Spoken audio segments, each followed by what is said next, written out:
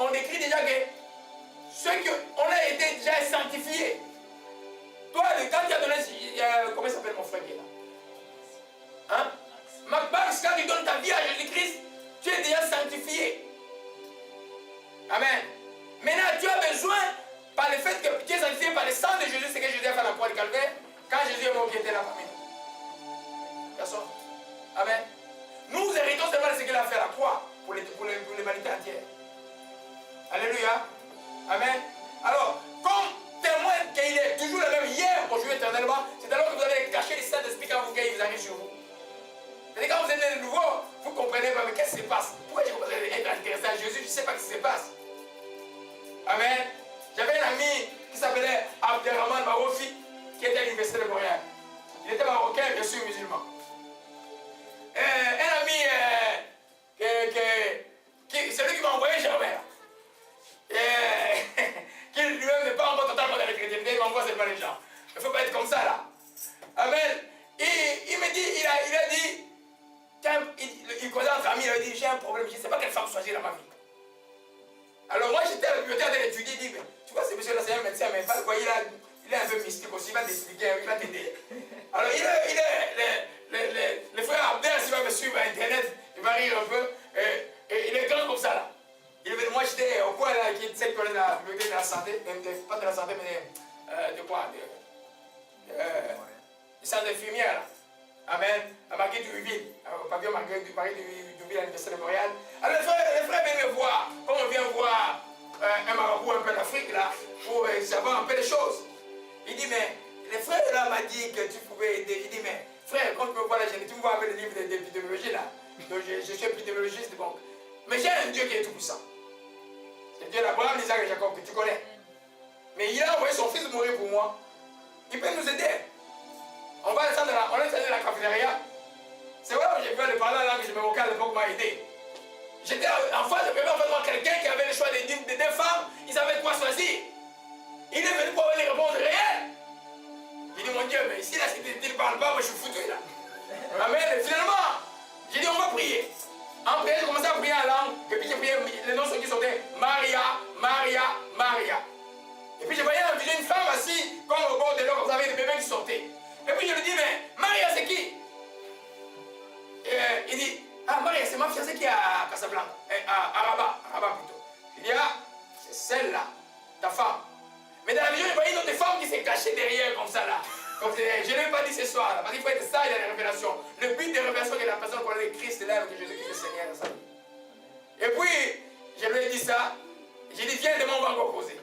Demain, je lui pose la question sur l'autre femme. Il dit, c'est une femme médecin qui va venir chez moi l'été, avec qui je suis bien court l'été. Il dit, celle-là, c'est l'arrivée dans ta vie est finie. Il ne faut pas qu'elle arrive. Et puis, il a commencé à me poser la question sur l'esprit, l'âme et le corps. J'ai dit, mais tu es quelqu'un, je vais te donner un livre. Je lui ai donné le livre de Watchman qui s'appelle L'homme spirituel. Quand il a lu, il m'a dit, il m'appelle Frère Laurent. J'ai découvert la vérité. Amen. Je l'ai amené en Christ. Celle qui était à la maison, les enfants se souviennent de lui.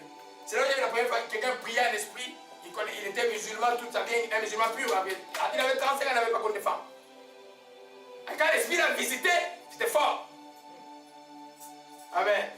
Aujourd'hui, les chefs d'épidémiologie, il y a un dernier de faculté dans son pays, je ne vais pas dire les noms, je ne veux pas que les gens les tourmentent. Avec sa vie chrétienne tranquillement. Alléluia. Amen. Ça, c'est le Saint-Esprit qui fait. C'est le même esprit qui est en vous. Alléluia. Amen. Alléluia. Amen. Donc, comme je disais que dans la partie du processus, c'est là où ce qui nous concerne. La partie, c'est que Dieu a fait, vous avez besoin d'avoir la foi. Tu dois croire que tu es saint. Tu dois croire que comme tu as demandé pardon à Dieu, Dieu te pardonne. Tu n'as pas besoin de faire des sacrifices là. Tu as besoin d'être sincère, Dieu te pardonne. Sinon Jésus serait mort en vain. Amen. Tu as besoin maintenant que quand tu as reçu Christ, croire que le Saint-Esprit est en toi. Tu peux nous poser le Saint-Esprit. Et tu n'as pas besoin de remplir le Saint-Esprit pour le Saint-Esprit te guide. Amen. Dans l'homme, j'ai que cet esprit avec beaucoup d'entre vous qui sont de nouveau à l'enseignement chrétien. Dans l'homme, bibliquement, est défini par trois parties. L'esprit, que la Bible appelle sur ton cœur, qui ont le petit cercle à l'intérieur. L'âme, là où nous conversons, maintenant c'est l'intelligence où mon intérieur vient au secours de mon esprit pendant que je parle. c'est la communication, c'est les émotions, et puis le corps. Ce qui est sauvé, c'est ton esprit. Alléluia. Alors, quand... Oh, ma chicama. Alléluia. Alléluia. Amen. Amen. Amen. Alors, maintenant, la partie qui est sauvée dans toi, c'est la partie interne de toi. C'est le vrai toi. Amen. C'est pas quand tu vois, tu as un projet, tu sais que là, ça dit non, ne parle pas. Même si tout paraît beau. Dieu parle toujours, même si tu es né de nouveau, même à ceux qui ne connaissent pas, dit, la voix de l'esprit, c'est la conscience. Si ta conscience dit, le projet n'est bon, il a des millions, mais son cœur ne va pas, tu vas perdre ta vie là-bas. Dieu a créé l'homme ainsi. Alléluia. Alors, maintenant, dans la sanctification, le Saint-Esprit vient, il sanctifie ton esprit. Amen. Mais la sanctification au niveau de l'âme, là, ça demande que ton intelligence soit renouvelée. Ta manière de penser soit renouvelée. Tes attitudes soient renouvelées. Par rapport à quoi? Par rapport à ce que Dieu pense, ce que la parole de Dieu dit. D'où l'importance de connaître la parole de Dieu. Plus tu la lis, et ça va changer ta manière de faire et de penser, alors ta vie pour Dieu sera plus facile. Tu ne feras pas les choses qui sont en rapport de ce qui est écrit. Mais ce qui est de ton esprit, lui, il a déjà fait. Alléluia. Amen. Alléluia. Amen. Amen. Donc, maintenant, qui est saint, comme je disais tout à l'heure, tout croyant est saint. Amen. Tu es mis à part pour Dieu. Tu as des péchés, tu les pardonnes, tu commets un péché, tu les pardonnes, tu demandes pardon à Dieu, Dieu te pardonne. Mais tu tends vers cette perfection. Tu es saint parce que tu es mis à part pour Dieu. Quand tu es mis à part pour quelqu'un, tu fais en sorte que tu puisses plaire toute ta vie à cette personne. Amen. Si tu ne plais pas à la personne, comment sera ta vie? Amen. Alléluia. Amen. On va aller un peu dans Jean 17, verset 17. L'évangile de Jean, on peut dire ça, je vais vous faire rire un peu. Ouais, je le vois trop tendu là. Amen. Vous voyez, quand les catholiques on dit ça, dans une église de réveil, quand il dit Saint Jean, je te regarde. Ils sont comme étonnés. Parce qu'eux aussi, ils ont érigé des barrières des religions. Tout le monde est saint. On peut dire, les catholiques ont besoin de dire Saint Jean. C'est pas vraiment. Mais c'est là où il n'y a pas de raison. C'est là qu'ils canonisaient le pape Jean-Paul II et tout ça. Et non, il est déjà saint. Quand il a écrit à Jésus qu'il est déjà saint, il n'a pas besoin d'être canonisé. Alléluia. Amen. Alors, Amen. Jean 17, verset 17. Allons-y. Frère, je vais te dire cela rapidement. Parole du Seigneur. Sanctifie-les. Il y a les 17 jusqu'à 19. Sanctifie-les par ta vérité. Ta parole est la vérité. Comme tu m'as envoyé dans le monde, je les ai aussi envoyés dans le monde. Et je me sanctifie moi-même pour eux, afin qu'eux aussi soient sanctifiés par la vérité. Amen. Amen. Vous comprenez comment c'est important? Jésus lui-même s'est sanctifié pour nous, pour que nous soyons. Si Jésus s'est sanctifié, toi t'as parlé de quoi? C'est de recevoir cela. Amen. De croire cela et de vivre cela simplement. Alléluia. Il dit, sanctifié par ta vérité, ta parole est la vérité. En d'autres termes, quand je lis la parole de Dieu, quand je médite la parole de Dieu, je m'approche plus de Dieu. Je suis plus enclin de faire les choses qui plaisent à Dieu que quelqu'un qui ne lit pas la parole de Dieu. Vous savez que si tu lis la parole de Dieu par légalisme, il n'y aura rien qui va entrer. Il faut lire la parole de Dieu par amour, par rapport à Dieu.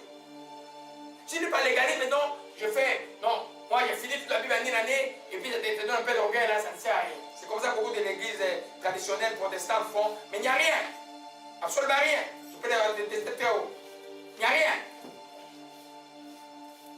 Amen. Ben, tu lis la Bible par amour de Dieu. Alors personne ne peut t'enlever cela. Aucune seconde ne peut t'enlever. Tu vas t'approcher plus de Dieu. Alléluia. Amen. Je vais rapidement faire dans 1 Corinthiens 2. On va juste prouver rapidement que tous nous sommes saints. C'est que dit la parole de Dieu. Alléluia.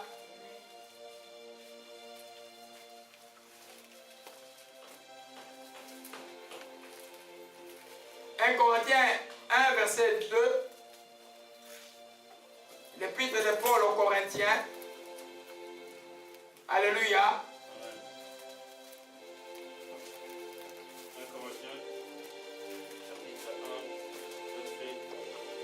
Amen. À l'église de Dieu qui est à Corinthe, à ceux qui ont été sanctifiés en Jésus-Christ, saints par vocation, et à tous ceux qui invoquent en quelque lieu, que ce soit le nom de notre Seigneur Jésus-Christ, leur Seigneur et le nôtre, que la grâce et la paix vous soient données de la part de Dieu, notre Père et Seigneur Jésus-Christ. Amen. Amen. Amen. Amen. À ceux qui ont été sanctifiés en Jésus-Christ, appelés à être saints.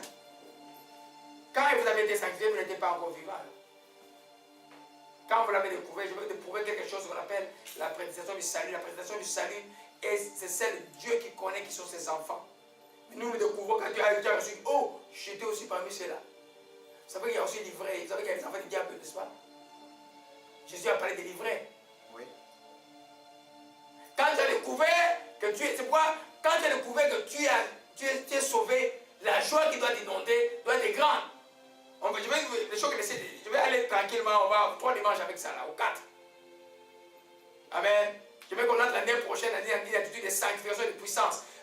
La chrétienté, la différence qui fait la différence, c'est la puissance du Saint-Esprit. Nous prions pour le malade, les gens sont guéris. Nous chassons les démons. Toutes ces choses-là, nous ne pouvons pas les faire si nous ne sommes pas sanctifiés.